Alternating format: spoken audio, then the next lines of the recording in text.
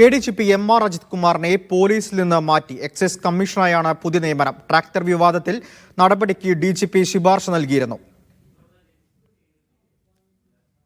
Sijo V John ചേരുന്നുണ്ട്. സിജോ, നടപടി ഏറെക്കുറെ ഉറപ്പായിരുന്നു. ഇപ്പോൾ പോലീസിൽ നിന്ന് തന്നെ നീക്കിയിരിക്കുന്നു. എന്താണ് സർക്കാരിന്റെ ഉത്തരവിൽ പ്രതീക്ഷിക്കുന്നത്? ഈ ട്രാക്ടർ വിവാദത്തിൽ അതായത് അജിത് കുമാർ നിയമം ലംഘിച്ചുകൊണ്ട് ശബരിമലയിൽ ട്രാക്ടറിൽ യാത്ര ചെയ്തു എന്ന സംഭവത്തിൽ ഇയാൾക്കെതിരെ അജിത് കുമാറിനെതിരായ റിപ്പോർട്ടാണ് DGP സർക്കാരിന് സമർപ്പിച്ചിരുന്നത്. ഇതിൽ ഒരു നടപടി ഉണ്ടാകുമെന്ന് പ്രതീക്ഷിച്ചിരുന്നതാണ്. ആ ഒരു പശ്ചാത്തലത്തിൽ കൂടിയാണ് ഇപ്പോൾ അജിത് കുമാറിനെ പോലീസിൽ നിന്ന് മാറ്റിക്കൊണ്ട് ഉത്തരവിറങ്ങിയിരിക്കുന്നത്. ഇത് നിലവിൽ ബറ്റാലിയൻ ADGP ആണ് MR അജിത് കുമാർ. അജിത് കുമാറിനെ അവിടെ നിന്ന് എക്സൈസ് കമ്മീഷണറായിട്ടാണ് പുതിയ നിയമനം നൽകിയിരിക്കുന്നത്. നിലവിലുള്ള എക്സൈസ് കമ്മീഷണർ മഹ്മാൽ യാദവ് ഉടൻ വിരമിക്കുകയാണ്. ആ ഒരു പശ്ചാത്തലത്തിൽ കൂടിയാണ് അദ്ദേഹത്തിന് എക്സൈസ് കമ്മീഷണറായി ചുമതല നൽകിയിരിക്കുന്നത്. മറ്റ് പല പ്രധാനപ്പെട്ട ചുമതലകളിലേക്കും MR അജിത് കുമാറിനെ പരിഗണിച്ചിരുന്നു. പക്ഷേ തിരുവനന്തപുരത്ത് നിന്ന് മാറുന്നതിനോടുള്ള ഒരു അസൗകര്യം MR അജിത് കുമാർ പറഞ്ഞു. ആ ഒരു പശ്ചാത്തലത്തിൽ കൂടിയാണ് എക്സൈസ് കമ്മീഷണറായി അജിത് കുമാറിനെ തീരുമാനിച്ചിരിക്കുന്നത്. നിലവിൽ ബറ്റാലിയന്റെ ചുമതല ശ്രീജിത്ത് കൈമാറുകയും ചെയ്തിട്ടുണ്ട്. എന്തായാലും ഈ ട്രാക്ടർ വിവാദവുമായി ബന്ധപ്പെട്ടാണ് ഇത്തരത്തിലൊരു നടപടികളിലേക്ക് അല്ലെങ്കിൽ പെട്ടെന്നുള്ള ഒരു മാറ്റത്തിലേക്ക് പോകുന്നത്. കാരണം ഹൈക്കോടതിയിൽ ഇത്തരത്തിലൊരു കേസ് പരിഗണനയിലിരിക്കുകയാണ്. കഴിഞ്ഞ തവണയൊക്കെ കേസ് പരിഗണിച്ചപ്പോൾ അത് രൂക്ഷമായ വിമർശനമാണ് കോടതി ഇക്കാര്യത്തിൽ ഉന്നയിക്കുകയും ചെയ്തിരുന്നത്. സ്വാഭാവികമായും ഇത്തരത്തിൽ വീഴ്ച വരുത്തിയ ഒരു ഉദ്യോഗസ്ഥനെ പോലീസിൽ നിന്ന് മാറ്റി പകരം എക്സൈസിലേക്ക് അതിന്റെ ഒരു ചുമതല നൽകി എന്നുള്ളൊരു കാര്യം കോടതിയെ അറിയിക്കുകയും ചെയ്യും. എന്തായാലും ഇത്തരത്തിലുള്ള നടപടി വിശദീകരിച്ചുകൊണ്ട് കോടതിയെ അറിയിക്കാൻ വേണ്ടി തന്നെയാണ് പോലീസിന്റെ അതോടൊപ്പം തന്നെ സർക്കാരിന്റെ തീരുമാനം. സിജോ, കേസ് കോടതിയിൽ നിൽക്കുന്നുണ്ട്. സ്വാഭാവികമായിട്ടും അവിടെ ഈ ഒരു നടപടി സർക്കാരിന് മുൻതൂക്കം ലഭിക്കും എന്ന മുൻകൂട്ടിയുള്ള തീരുമാനത്തിന്റെ ഫലമാണോ ഇപ്പോൾ ഈ നടപടി?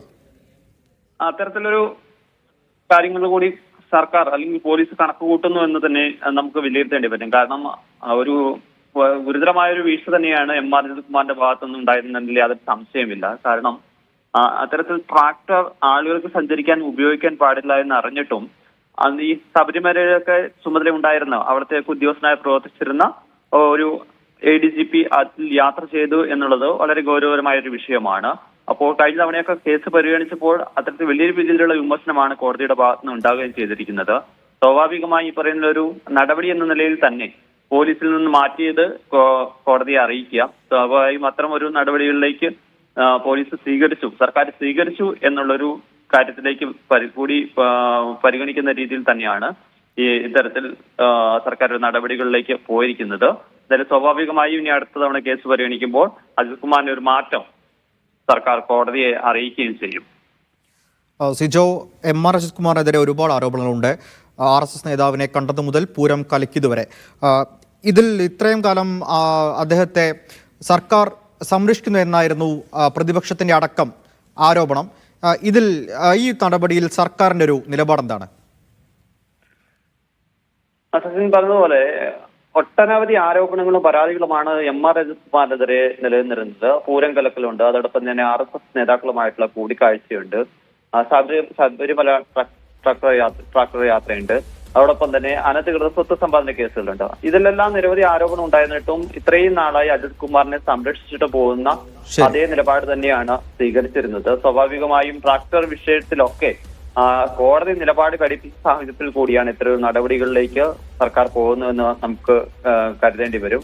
എന്തായാലും ശരി, ADGP MR അജിത് കുമാറിനെ എക്സൈസ് കമ്മീഷണർ നിയമിക്കാനാണ് സർക്കാർ നീക്കം.